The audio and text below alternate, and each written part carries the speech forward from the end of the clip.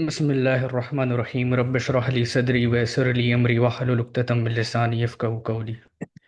अस्सलामु अलैकुम वरहमतुल्लाहि वबरकातुहू एवरीवन। उम्मीद है आप सब खैरियत से होंगे। आई एम सैयद महिर Ali and today I'm going to talk about something that affects every single human being whether they realize it or not. Money, और resources, trade, उसमें wealth, poverty और justice। ये सब चीज़ें एक चीज़ के ज़रिए कंट्रोल होती हैं जिसे हम इकोनॉमिक सिस्टम कहते हैं। तो आज के सेशन का टॉपिक है अ comparative analysis of economic systems. और ये टॉपिक काफ़ी इंपॉर्टेंट है बिकॉज थ्रू आउट हिस्ट्री इंसानियत मुख्तलिफ इकोनॉमिक सिस्टम को ट्राई करती आ रही है। किसी ने फ्रीडम का वादा किया, किसी ने इक्वलिटी का, और किसी ने प्रोस्पेरिटी का, तो किसी ने किसी और चीज़ का। लेकिन हालात आपके सामने है कि इनइक्वलिटी बढ़ती जा रही है, कर्ज बढ़ता जा रहा है, गरीब की एक्सप्लॉयटेशन हो रही है, और इकोनॉमिक क्राइसिस बार बार आ रहे हैं। So we need to discuss these things, और हमें जानना होगा कि कौन सा निज़ाम होना चाहिए, कौन सा निज़ाम इस वक्त हमारे ऊपर मुसल्लत है, कौन सा निज़ाम बेस्ट है। और जो इस वक्त दुनिया में सिस्टम्स एग्जिस्ट करते हैं या जिन सिस्टम्स को लोग प्रमोट करते हैं, उनमें कोई मसला है या नहीं, और मसले हैं तो क्या हैं। Next slide. तो देखिए, दुनिया का हर माशरा, चाहे वो पुराना हो या मॉडर्न, अपनी ज़िंदगी चलाने के लिए एक निज़ाम का मोहताज होता है जो मैनेज करता है पैसा, रिसोर्सेज, प्रोडक्शन और ट्रेड। कि क्या प्रोड्यूस करें, कैसे प्रोड्यूस करें, और किसके लिए प्रोड्यूस करें, क्यों प्रोड्यूस करें, पैसा कैसे डिस्ट्रीब्यूट करें, किसको करें। और इस निज़ाम को इकोनॉमिक सिस्टम कहते हैं। And to explain in simplest way, every society needs a rule to manage its money, resources and trade. This is called an economic system. Simple. And in modern world, two systems are very well known, एक capitalism और दूसरा socialism. Then there is a third system जो अक्सर लोगों को या तो पता ही नहीं, या फिर उसको कभी समझा ही नहीं, या फिर उसको कभी उस नज़रिए से देखा ही नहीं, और ना उस निज़ाम के कस्टोडियंस ने उसको बेस्ट वे में प्रेजेंट किया। And that is the Islamic economic system. And as Muslims we know कि इस्लाम का निज़ाम गलत नहीं हो सकता, बल्कि इस्लाम का सिस्टम सिर्फ और सिर्फ परफेक्ट ही हो सकता है। It can only be perfect. चाहे वो सियासी निज़ाम हो या माशी निज़ाम हो, अल्लाह का निज़ाम बेहतरीन ही होगा पूरी ह्यूमन सिविलाइजेशन के लिए। ज़रा गौर फिक्र करें आप कि इस कायनात के मामलात को चलाने का बेहतरीन तरीका किसको पता है?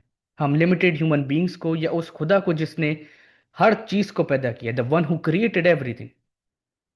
तो जाहिर सी बात है कि अल्लाह जो हर चीज़ का खालिक और मालिक है, हमसे बेहतर जानता है। Therefore the economic system of Islam will also be the best, क्योंकि इस सिस्टम को डिज़ाइन करने वाला कोई इंसान नहीं बल्कि गॉड खुद है।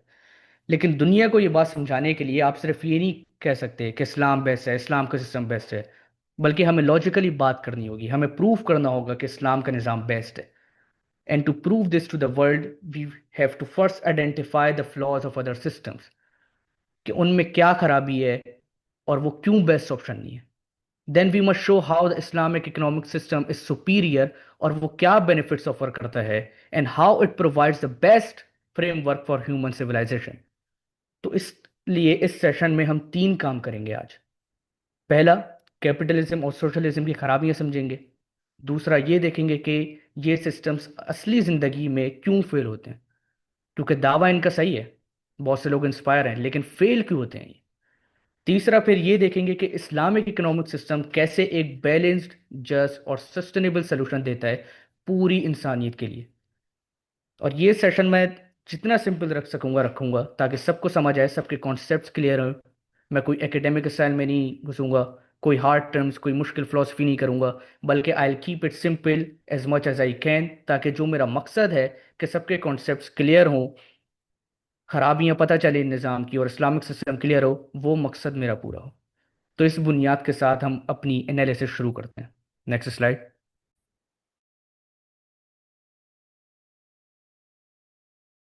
तो सबसे पहले सोशलिज्म के साथ शुरू करते हैं। देखिए, इस निज़ाम का मेन आइडिया ये है that the government controls wealth and resources, so that everything is distributed equally among the people. Basically इसका मोटो ये है कि अमीर और गरीब के दरमियान का फ़र्क ख़त्म हो जाए और सब लोग बराबर हो जाएं। And in this system everyone is promised basic needs, जैसे कि फूड, हेल्थ एंड एजुकेशन। और ये बात सुनने में तो बहुत फेयर लगती है, काफ़ी अच्छा सिस्टम लगता है, लेकिन असल ज़िंदगी में ये सिस्टम फेल हो जाता है। Because in socialism the government usually page everyone almost the same, चाहे वो जितनी भी मेहनत करें या ना करें। तो जब लोगों को बराबर तनख्वाह मिलती है, चाहे कोई कितनी भी मेहनत करे या ना करे, तो लोग मेहनत करने का जज्बा खो देते हैं। ये ह्यूमन फितरत है। क्यों मेहनत करूं मैं जब मुझे सेम तनख्वाह मिलेगी और दूसरे वाले को भी, जो मेहनत नहीं कर रहा, उसको भी सेम मिलेगी। तो इस वजह से ना कोई नए आइडियाज लाता है और ना कोई इंप्रूवमेंट होती है। और इसकी वजह से आपकी स्टेट में से, आपकी कंट्री में से प्रोडक्टिविटी और तरक्की दोनों रुक जाती है। Next slide.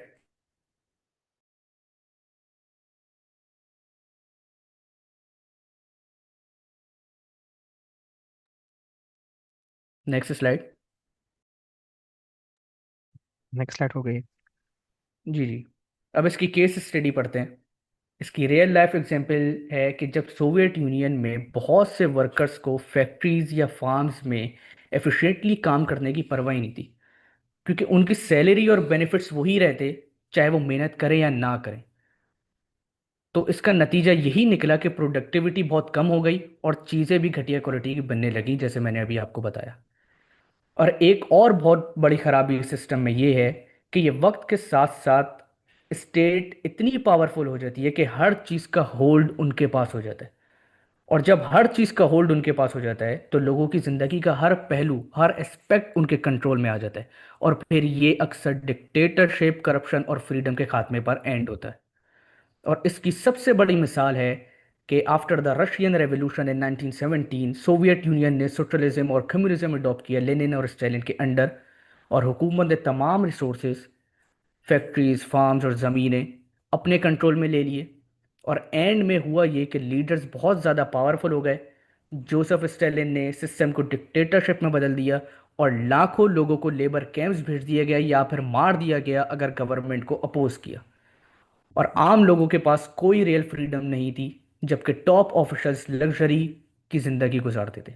बिकॉज वो एडवर्ड डेलबर्ग का बहुत फेमस स्टेटमेंट है ना कि power tends to corrupt and absolute power corrupt absolutely. मतलब कि जितनी ज़्यादा पावर किसी के पास होती है, उतना ही ज़्यादा उसके करप्ट होने के चांसेस बढ़ जाते हैं। बिकॉज वो ना इंसाफ, लालची या जुल्म करने वाला बन सकता है अगर उसने अपनी पावर का यूज़ डिवाइन गाइडेंस के अकॉर्डिंगली नहीं किया तो। क्योंकि अगर किसी के पास मुकम्मल इख्तियार हो, the total control with no limits, जैसे कि rulers in socialism, so they will almost and always become completely corrupted and dangerous, because no one can stop them. और उनसे कोई सवाल करने वाला नहीं होता, बिकॉज वो निज़ाम तो डिक्टेटरशिप में बदल गया होता है। जबकि मैंने आपको शुरू में बताया कि सोशलिज्म का मेन आइडिया ही ये था कि अमीर और गरीब के दरमियान का फ़र्क ख़त्म हो जाए। और वो इसी में फेल हो गए, बिकॉज निज़ाम का मॉडल गलत था। मोटो सही होगा, आइडियोलॉजी सही होगी, लेकिन मॉडल गलत था। और गलत इसलिए था, इम्परफेक्ट इसलिए था, क्योंकि ये निज़ाम ह्यूमन माइंड की पैदावार था and human intellect is limited. Next slide.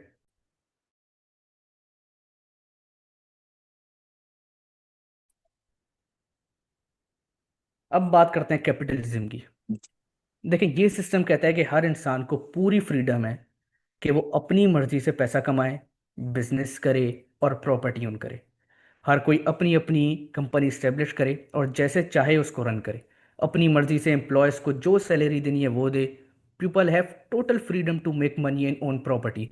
और जैसे चाहे अपने माल को खर्च कर सकते हैं। गवर्नमेंट का रोल इस निज़ाम में बहुत कम होता है और ज़्यादातर चीज़ें प्राइवेट सेक्टर के कंट्रोल में होती हैं।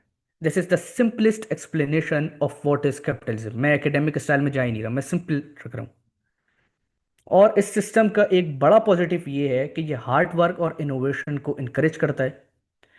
कि जो ज़्यादा मेहनत करता है, या ज़्यादा सीखता है, ज़्यादा रिस्क लेता है, वो ज़्यादा कमाएगा। और इस वजह से इससे टेक्नोलॉजी और इकोनॉमिक ग्रोथ तेज़ होती है आपकी कंट्री में। लेकिन इसकी बड़ी प्रॉब्लम ये है कि ये इनइक्वलिटी पैदा करता है। और अमीर और ज़्यादा अमीर हो जाता है और गरीब और ज़्यादा गरीब।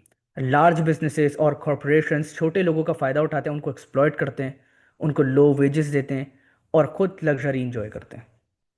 Next slide.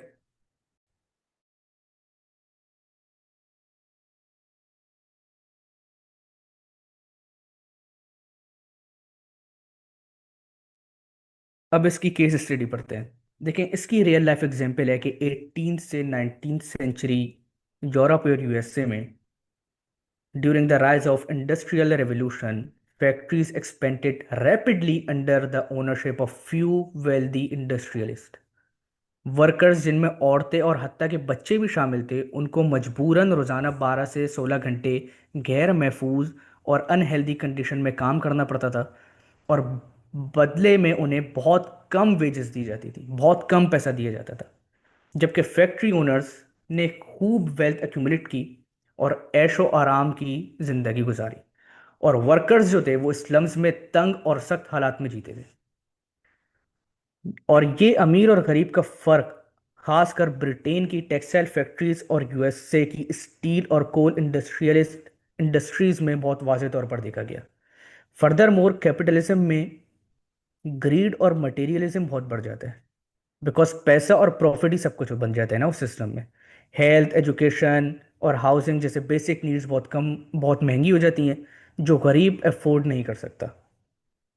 और इसका नतीजा ये निकलता है कि सोसाइटी डिवाइड हो जाती है और सोशल इनजस्टिस बढ़ जाता है, जिसकी सबसे बड़ी मिसाल पाकिस्तान है। Next slide.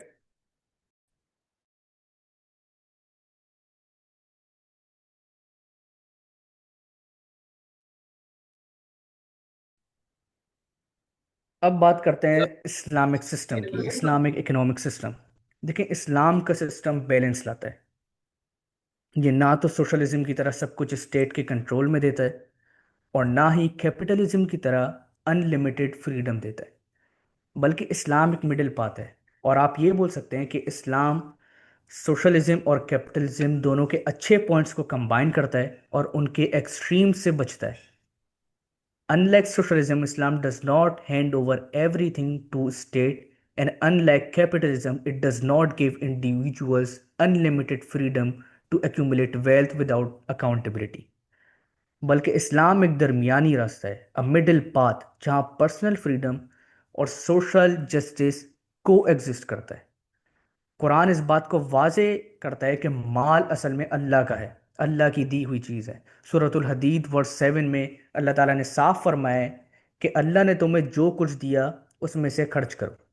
So Islam establishes a middle path where both personal freedom और सोशल जस्टिस को एग्जिस्ट करते हैं। फॉर एग्जाम्पल, इस्लाम में प्राइवेट प्रॉपर्टी और इंडिविजुअल ओनरशिप जायज़ है। हर शख्स को पूरी आज़ादी है कि वो मेहनत करे, कमाए और अपनी मेहनत का फल खुद हासिल करे। ये चीज़ कैपिटलिज्म की तरह इंसेंटिव देती है कि जितनी ज़्यादा मेहनत करोगे उतना ज़्यादा कमाओगे।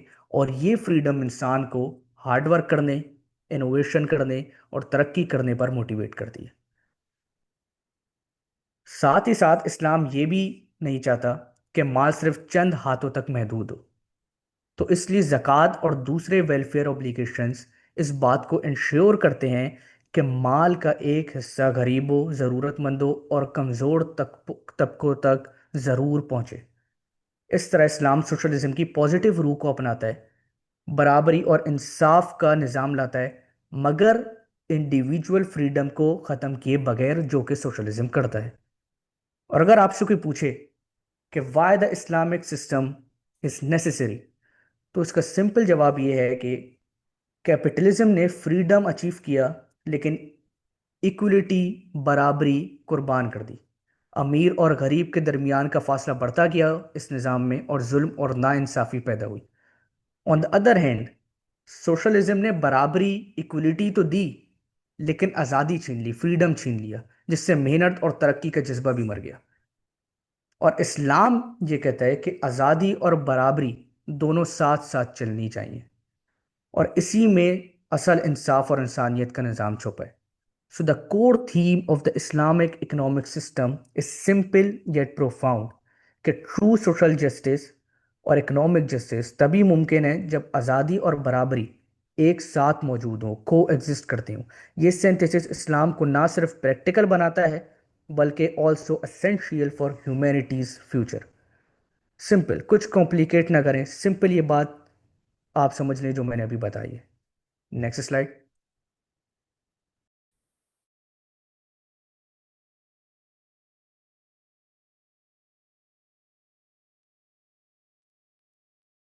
इसके अलावा इस्लाम ने, देखें, रिबा को, इंटरेस्ट जिसको हम कहते हैं, उसको सख्ती से हराम करार दिया, क्योंकि ये पैसे से पैसे कमाने का जरिया है बिना किसी मेहनत के, और इससे गरीब और ज्यादा दब जाता है। कुरान फरमाता है, अल्लाह ने तिजारत को हलाल किया और सूद को हराम किया। सूरतुल बकरा 275 में ये वर्स, ये आयत है ये। इससे इस्लामिक सिस्टम एक्सप्लॉयटेशन का जो रूट कॉज है ना, एक्सप्लॉयटेशन का, वो खत्म होता है। सूद एक्सप्लॉयटेशन है।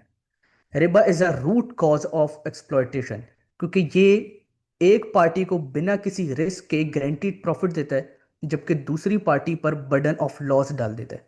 तो इंटरेस्ट बेस्ड सिस्टम में लेंडर हर हाल में पैसा कमाता रहता है, चाहे बोरोवर कामयाब हो या नाकाम। अगर बोरोवर का बिजनेस फेल हो जाए या उसकी इनकम कम हो जाए, तो भी सूद बढ़ता रहता है, उसको बढ़ना है हर हाल में। इस तरह अमीर बिना मेहनत के और ज्यादा अमीर हो जाता है, जबकि ऑन द अदर हैंड गरीब पर फाइनेंशियल प्रेशर बढ़ता चला जाता है। सो रिबा बेसिकली गरीब और कमजोर लोगों को कर्ज के एक ना खत्म होने वाले ट्रैप में फंसा देता है। एंड ऑब्वियसली लोग पैसा अपनी ज़रूरत के लिए उधार लेते हैं। फॉर एग्जाम्पल, खाने के लिए, इलाज के लिए या सर्वाइवल के लिए। वो लग्जरी के लिए नहीं लेते किसी से उधार। तो वो मजबूर होता है, इसलिए उसकी मजबूरी को एक्सप्लॉइट करते हैं। और जब उधार में सूद ऐड होता है, तो बोरोवर को असली ली हुई रकम से काफ़ी ज़्यादा पैसे वापस करने पड़ते हैं। And if payment is delayed, the डेब्ट इंक्रीजेस फर्दर। और इस वजह से गरीब के लिए नियरली इम्पॉसिबल हो जाता है कि वो पॉवर्टी स्केप करे। फर्दर मोर, रिबा वेल्थ को सिर्फ एक ही डायरेक्शन में फ्लो करवाता है, और वो है गरीब से अमीर की तरफ। तो इंटरेस्ट बेस्ड पेमेंट्स के जरिए पैसा लगातार ऊपर की तरफ जाता रहता है और चंद हाथों में जमा होता चला जाता है, जिससे इनइक्वलिटी और ज़्यादा बढ़ जाती है सोसाइटी में। और ये economic crisis and exploitation in society, जिसकी रूट कॉज सूद है।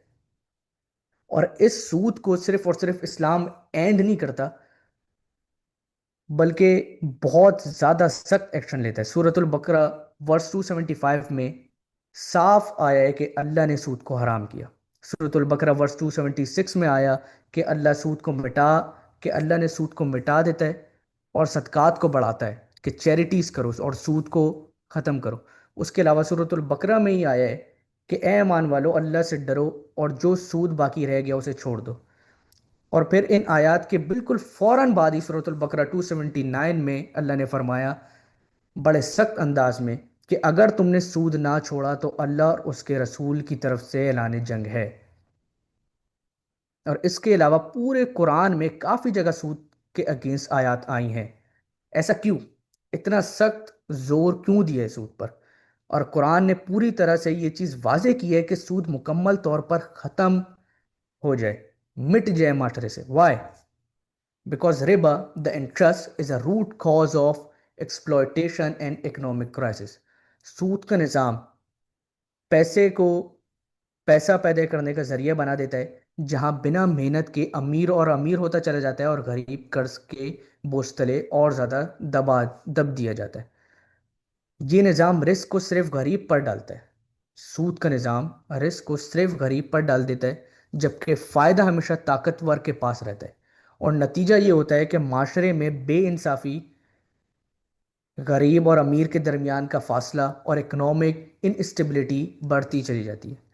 दैट्स वाई कुरान ने सिर्फ सूद से मना नहीं किया, बल्कि ये वाजे कर दिया कि सूद को मुकम्मल तौर पर हाथ ख़त्म कर दो। सोसाइटी से बिल्कुल मिट जाना चाहिए, माशरे से ये। क्योंकि जब तक सूद जिंदा रहेगा, एक्सप्लॉयटेशन भी जिंदा रहेगी। Next slide.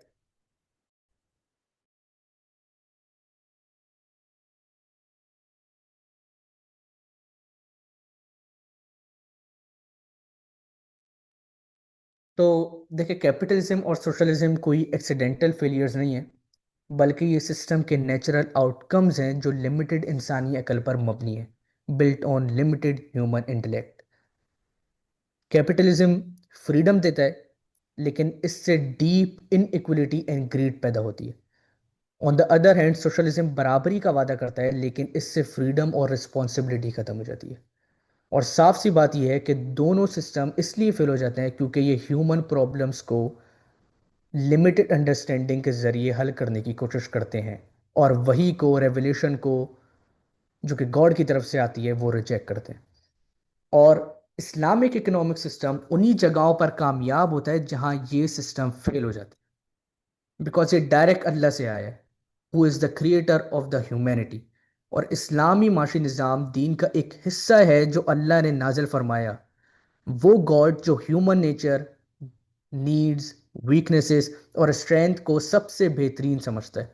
So in conclusion, Islam allows people to work, earn, and own property, but it also places moral limits and social responsibilities. ज़कात, रिबा की पाबंदी, इंसाफ पर मबनी तिजारत और अल्लाह के सामने अकाउंटेबिलिटी के ज़रिए इस्लाम फ्रीडम और बराबरी के दरमियान बैलेंस पैदा करता है। और सबसे इंपॉर्टेंट बात यह कि इस्लाम इकोनॉमिक सिस्टम को आखरत से भी जोड़ता है। Islamic system links economics with आखिरा। हर ट्रांजैक्शन, हर कमाई और हर डिस्ट्रीब्यूशन अल्लाह के सामने जवाबदेह है। और यही स्पिरिचुअल डायमेंशन जो किसी भी मैन मेड सिस्टम में नहीं पाई जाती, इस्लाम को ड्यूरेबल और जस्टिस वाला बनाता है। Therefore the Islamic economic system is not merely one option among many. Rather, it is the only complete system and sustainable framework capable of establishing true social justice and economic justice for entire humanity. Jazakallah khair.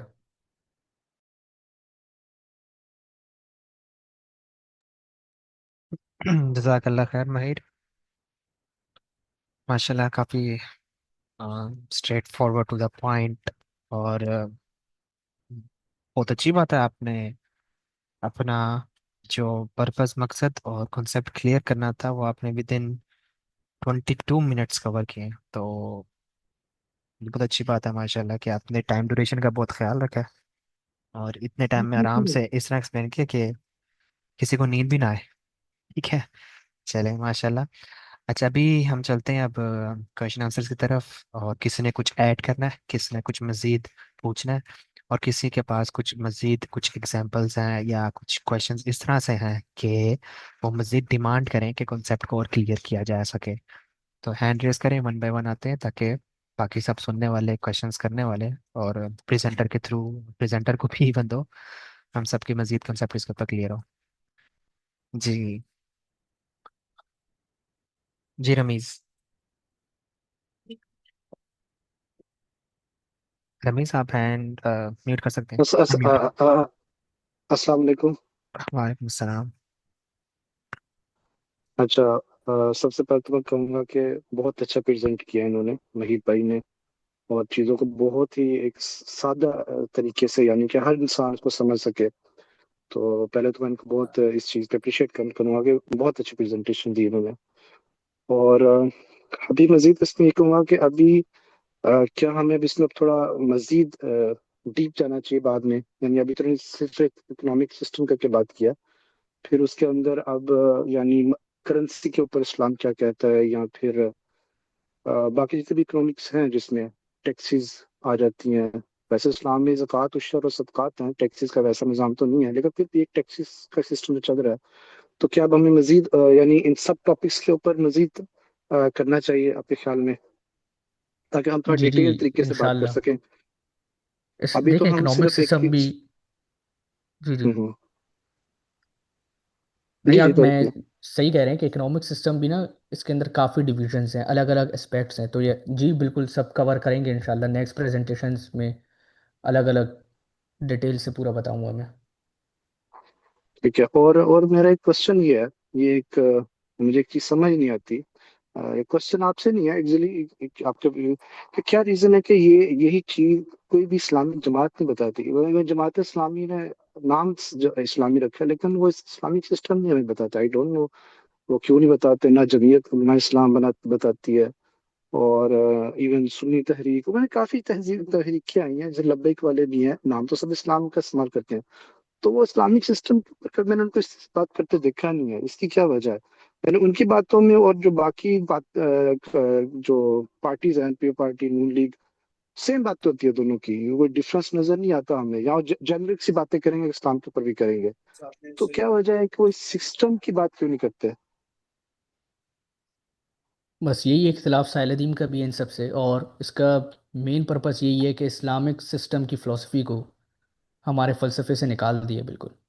और जहाँ तक बात आपने जमात इस्लामी की तो Jamaat Islami Islamic system की बात कैसे करेगा जब वो गैर इस्लामिक सिस्टम में मौजूद है, डेमोक्रेसी। हम्म। माहिर आपका माइक म्यूट देखें, हो चाहे गया। वो सिस्टम में है। जी जी, आप सुनो, रमीज मेरी बोलिए। तो खत्म, मेरी तो खत्म। हाँ जी जी, जी, मैं बोलिए ये आप कह रहा हूँ, चाहे रमीज। गैर इस्लामिक सिस्टम में ही है, लेकिन है तो सिस्टम में ही ना। और इस्लाम के नाम के साथ है, तो गैर इस्लामिक सिस्टम में भी होते हैं। अगर वो सिस्टम के अंदर है, तो इस्लामिक सिस्टम पे तुमको बात करनी चाहिए ना, चाहे जैसे भी करें।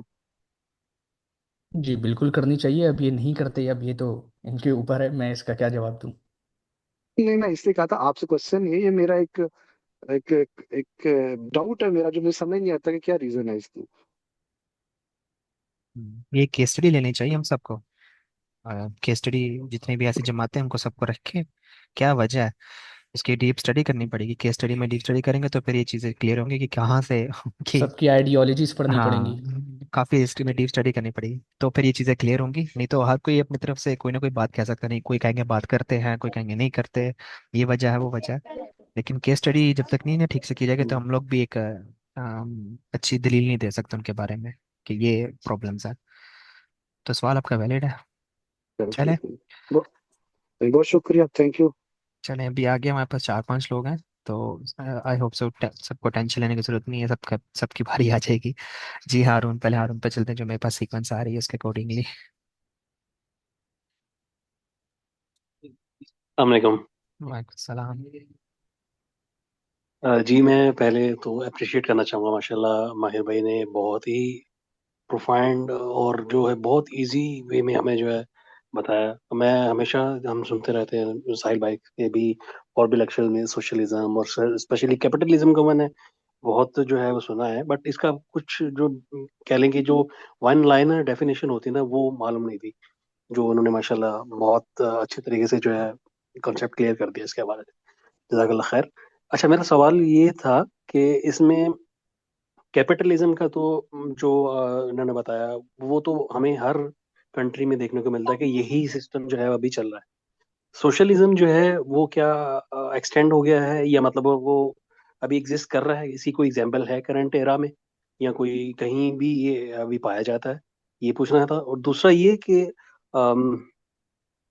इसमें जो इस्लामिजान का, सॉरी, इस्लाम का जो सिस्टम है, जो म्याना रवि दोनों एक्सट्रीम में नहीं जाता है, इस ये हमारे तमाम सेक्टर में, प्राइवेट सेक्टर हो चाहे पब्लिक सेक्टर हो, उन सब में कैसे ये इम्प्लीमेंट होता है? ये तो मेरे क्वेश्चन थे। हम्म, ये पहला सवाल तो बिल्कुल यही है कि कैपिटलिस्टिक वर्ल्ड में ही रहते हैं हम, ज़्यादातर मुल्कों में कैपिटलिज्म ही है। हम्म, और हम्म, सोशलिज्म की मिसाल आपको नॉर्थ कोरिया में मिल जाएगी, वो सोशलिज्म हम्म। में है, लेकिन उनके साथ भी वही हुआ है जो मैंने एक्सप्लेन किया कि सोशलिज्म डिक्टेटरशिप में बदल गया। ओके। और उनकी प्रोडक्टिविटी जो है, ये सेल्फ ग्रोथ, पर्सनल ग्रोथ जो है, वो लिमिटेड हो जाती है उससे। जी जी जी जी। बेबी। अच्छा, जबरदस्त। और सेकंड क्वेश्चन को प्लीज। सेकंड क्वेश्चन दोबारा करिएगा। सेकंड क्वेश्चन मेरा ये है कि जो इस्लामिक जो सिस्टम है, इकोनॉमिक सिस्टम, ये पब्लिक सेक्टर, प्राइवेट सेक्टर, या कोई इंडिविजुअल पर्सन है, जैसे हमारे किसान लोग हैं, ब्रदर्स हैं हमारे, इन सब के लिए ही यही एक ही मॉडल या एक ही उसूल पे ये सिस्टम वर्क करता है तमाम सेक्टर्स के लिए?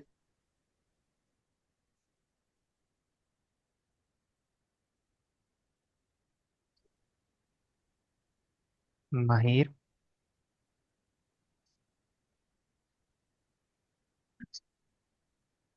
जी जी, हेलो हेलो, मेरी हाँ, आवाज़ आ रही है? अब आइए। जी जी। जी बिल्कुल, इस्लाम का इकोनॉमिक सिस्टम पब्लिक सेक्टर और इंडिविजुअल दोनों के लिए एक ही फंडामेंटल प्रिंसिपल पर काम करता है, लेकिन उसकी इम्प्लीमेंटेशंस के तरीके डिफरेंट होते हैं, तो वो एक पूरा अलग टॉपिक है। लेकिन जो मेन फंडामेंटल प्रिंसिपल्स जो बताए हैं वो तो सबके सेम ही है। अच्छा, जैसे लेट सपोज आप अगर प्राइवेट सेक्टर में लेते हैं तो सूद को आपने डिस्कस किया है, तो पब्लिक सेक्टर में क्या मेजर चीज होगी है जहाँ नुमाया होता है इस्लामिक इकोनॉमिक सिस्टम, या गवर्नमेंट सेक्टर में वो क्या चीज होगी जिस या किस तरह वो अम, करता है रिफ्लेक्ट? पब्लिक सेक्टर में आपने क्या पूछा? मतलब गवर्नमेंट सेक्टर में एक तो प्राइवेट सेक्टर है ना, जिसमें हम सूद का निजाम जो है वो छोड़ के अपना जो है सूदी जी जी, निजाम ये को तो छोड़ के। इंडिविजुअल हो गया आप कह रहे हैं। जी जी। जी, तो सूद का निज़ाम जो ये पूरा है, इसको हम्म, गवर्नमेंट कलेक्टिव लेवल पे भी करना है ना, इसको इम्प्लीमेंट करना है, इसके ऊपर पूरी चेक एंड बैलेंस करना है। अच्छा अच्छा। और टैक्स सिस्टम हो, टैक्स का जो जी जी जी निजाम है जी, वो होना बिल्कुल। चाहिए। टैक्स तो है ही नहीं इस्लाम में, वो काफिरों से लेंगे जो हमारे मुल्क में रह रहे हैं, जिनको हम सेफ्टी दे रहे हैं, जुजिया जिसको कहते हैं। ठीक है सर, बहुत शुक्रिया, जजाकल्ला। जज़ाकल्लाह खैर। लेकिन वैसे माहिर इसमें ये है, जो जिज़े वाले ने बात की ना, हम मुसलमानों से भी ले सकते हैं अगर गवर्नमेंट को जरूरत हो, ऐसी कंडीशन आ जाए गवर्नमेंट के ऊपर। जी जी, वो तो फिर कंडीशंस पे हाँ, वो उसमें फिक्स नहीं उसको होता वो, पहुंच जाएगा। उसकी रेशो बढ़ा भी सकती है गवर्नमेंट अगर रिक्वायर्ड, उसकी रिक्वायर्ड हो। कुरान से इसकी बात मिलती है हमें कि अगर गवर्नमेंट को, हम्म। हाकिम को जरूरत पड़ गई, ऐसे कि हालात इतने हो गए, जंगी हालात आ गए, इन्फ्लेशन आ गई, कुछ भी मसले हो सकते हैं, तो वो हम्म, टैक्स मुसलमान भी देंगे और उसकी रेशो भी बढ़ा सकते हैं। ठीक है, उसको फिक्स नहीं है 2.5% हो 3% हो, नहीं, वो गवर्नमेंट डिसाइड करती है कि कितने टाइम में हम लोग इसको कवर अप कर सकते हैं। जी जी। चलें, ये तो thank you so much. Technical चीज़ें हैं, चलेंगे आगे। अच्छा, अभी हम चलते हैं सारा की तरफ, उसके बाद साद है। जी सारा। अस्सलाम वालेकुम। मेरा क्वेश्चन इंटरेस्ट के बारे में था कि एक गरीब को तो हम ये समझा सकते हैं कि इंटरेस्ट उसके लिए किस तरह से डिसएडवांटेजेस है, लेकिन अगर एक अमीर को समझाना हो या किसी और ऑर्गेनाइजेशन जो इंटरेस्ट देती हैं, तो उनको हम किस तरह बताएं कि इंटरेस्ट किस तरह उनके लिए बुरा है। क्योंकि मैंने जब भी किसी को समझाने की कोशिश किया तो आगे से ही आर्गुमेंट मिलता है कि पैसे प्रॉफिट ही तभी आता है जब इंटरेस्ट हो, और ये इतना डीपली इनकॉर्पोरेट हो चुका है हमारे बिजनेसेस में, बैंक अकाउंट्स में, और इवन जो हम खा पी रहे हैं उस पर भी किसी तरह से पीछे से इंटरेस्ट उसमें इन्वॉल्व होता है। तो हम इसको मतलब अमीर क्लास को जो इंटरेस्ट दे रही होती है उसको हम किस तरह बताएंगे कि इंटरेस्ट किस तरह एक बुरी चीज है। देखिए, रिबा से, जैसे मैंने बताया कि रिबा से पैसे बनता है बिना मेहनत करे और रिस्क के। तो पहले तो ये अमीर को फ़ायदा देता है, लेकिन लॉन्ग टर्म में अगर आप देखें तो इकोनॉमी इनस्टेबल हो जाती है इससे। मार्केट में बबल्स और क्रैशेस आते हैं, वेल्थ सिर्फ कुछ हाथों में ही उनका होल्ड होता है। तो इसका मतलब ये है कि अमीर का पैसा प्रोडक्टिविटी और रियल इकोनॉमी से कट हो जाता है। पैसा सिर्फ पैसा बन रहा होता है, सोसाइटी ग्रो नहीं करती उससे। और फिर जाहिर सी बात है, आप उनको आखिरत के नुकसान बताएं। सबसे वो तो मेन फिलोसफी है हमारी, अगर आखिरत के चीज़ से ही नहीं डर रहे वो, तो फिर तो वो बंदे का दिल पत्थर हुआ हुआ है। हम्म। चलें, जज़ाकल्लाह खैर। अभी सिस्टर सारा कह रही हैं कि अभी इनका एक सवाल इससे अच्छा, रिलेटेड है, मैं उस पर नहीं, आता हूँ। चैट में एक सवाल और आया हुआ है कि हाँ, एक दफ़ा इस जक़ात इज। चलो कर जी लें, जी। आप कर लें, कर लें, ड्रेस आप कर लें। नहीं नहीं, आप बोलो। नहीं, मैं नेक्स्ट के साथ की तरफ मूव करना चाह रहा था, तो आप इसको एड्रेस करना है, एड्रेस कर लें, फिर साथ की तरफ मूव ऑन करते हैं। जी, एक सवाल है कि ज़कात इज अल्टरनेटिव ऑफ टैक्स, और काफ़ी लोग मैंने देखा है कि ज़कात को टैक्स से मिलाते भी हैं। तो देखें, ज़कात कुछ हद तक टैक्स की तरह है, क्योंकि ये भी एक जाहिर सी बात है, फाइनेंशियल ऑब्लिगेशन है जो सोसाइटी के वेलफेयर के लिए दिया जाता है। लेकिन फ़र्क ये है कि ज़कात अल्लाह का हुक्म है और सिर्फ 2.5% होता है।